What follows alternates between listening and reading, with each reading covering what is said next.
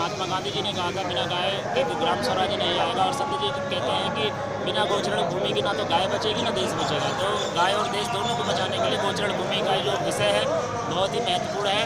और संत जी की मांग थी कि गुजरात के तट पर हरियाणा में भी गोचरण विकास बोर्ड का गठन हो और केंद्र के स्तर पर केंद्रीय गोचर विकास बोर्ड का गठन हो। तो ये जो चीज़ें चल रही थी इसको लेकर रोहतक से 28 से 27 जुलाई को जो पदयात्रा चली थी ये कल पहुंची है राजघाट होते हुए जंतर मंतर।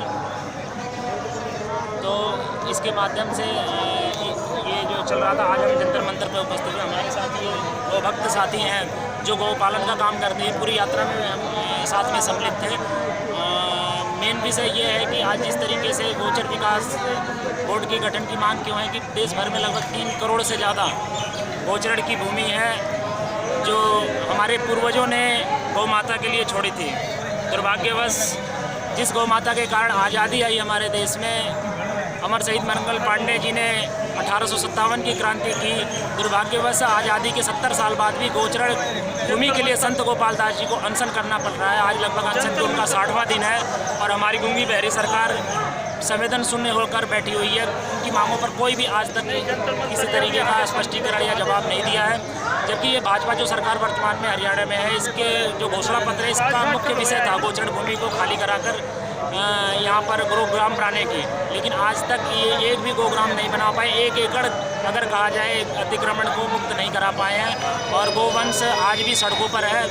और अक्सर कुछ समाचार पत्र वगैरह लिख देते हैं कि ये जो आवारा गाय है, मैं तो कहता हूँ आवारा गाय हमारी माता नहीं है, वो बेसहारा है। आवारा तो वो लोग हैं जिन्होंने उनको सड़कों पर छोड़ दिया है। आवारा तो हमारा ये पूरा प्रशासन है और ये सरकारी तंत्र है और ये सरकारें हैं जो वोट तो लेती हैं, वोट एंड ATM मानती हैं गौ माता को, वोट बटोर लेती हैं और जब सत्ता में चली जाती हैं तो वो गौ माता उनके लिए पीछे छूट जाती है। तो देश के जितने भी गौ भक्त साथी हैं आज यहाँ पर एकत्रित हो रहे हैं। संत जी हमारे बीच में उपस्थित हैं।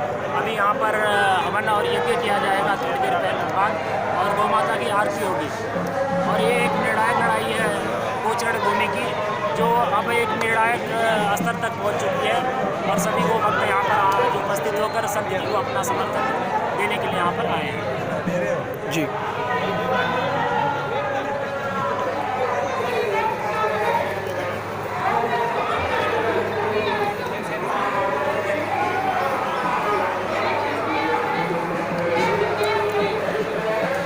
हमें अपनी विचारधारा पे पुनः